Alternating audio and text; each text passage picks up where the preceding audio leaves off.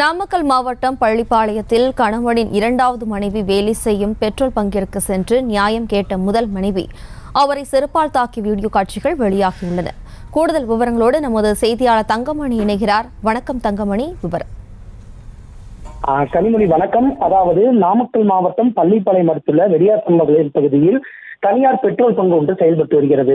இந்த பெட்ரோல் பங்கில் கடந்த 5 ஆண்டுகளுக்கு முன்பு அந்த பெட்ரோல் பங்கில் ஒரு பெண் வேலை பார்த்து வந்தார். இந்த பெண் முதல் திருமணமான நிலையில் அதே பெட்ரோல் பங்கில் வேலையிலிருந்து வெளிவந்துள்ளார். அந்த பெட்ரோல் பங்கில் தனக்கு பதிலாக மற்றொரு பெண் வேலை பார்த்து வந்துள்ளார்.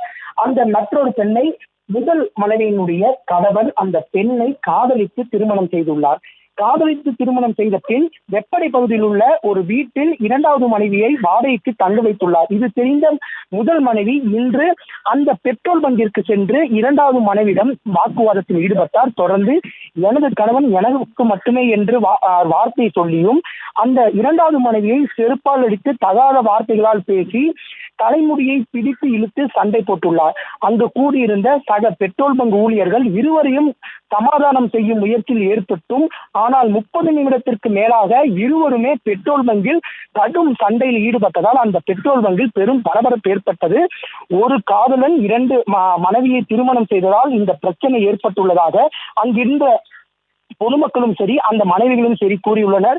தொடர்ந்து தனது கை குழந்தையை அந்த பெட்ரோல் பங்கில் வைத்துவிட்டு இரண்டாவது மனைவியை முதல் மனைவி செருப்பால் அடித்த காட்சிகள் பெரும் பரபரப்பை ஏற்படுத்தியுள்ளது. விவரங்களுக்கு நன்றி தங்கமணி.